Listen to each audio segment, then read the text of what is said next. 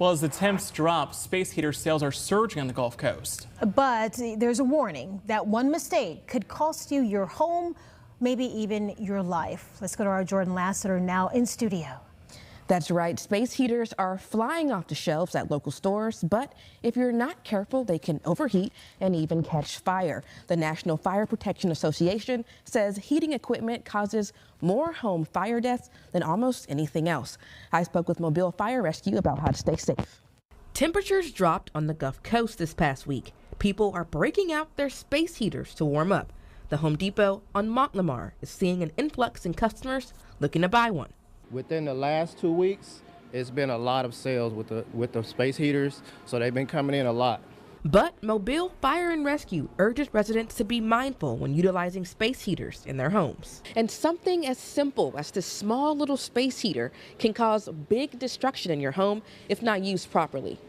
We always remind you not to leave anything flammable near those space heaters, at least provide a 3-foot distance. I know the Theodore Volunteer Fire Department has responded to a space heater fire last month, so it does happen, and folks do need to be aware of the dangers with those. Space heaters are more prone to start fires in your home when left unattended or when they tip over. So be sure to check the box for added safety features. This one has overheat protection, and this one has built-in tip over safety. So whenever it falls over, it'll turn off on its own.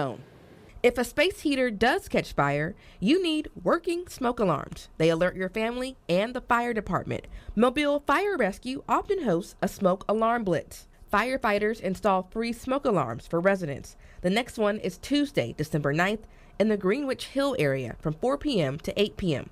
Even though our smoke alarm blitzes are held several times a year, folks can still call the Mobile Fire Department if they do want a smoke alarm installed in their home. Those are free of charge. All they have to do is give us a call, and we'll be glad to come out and install those.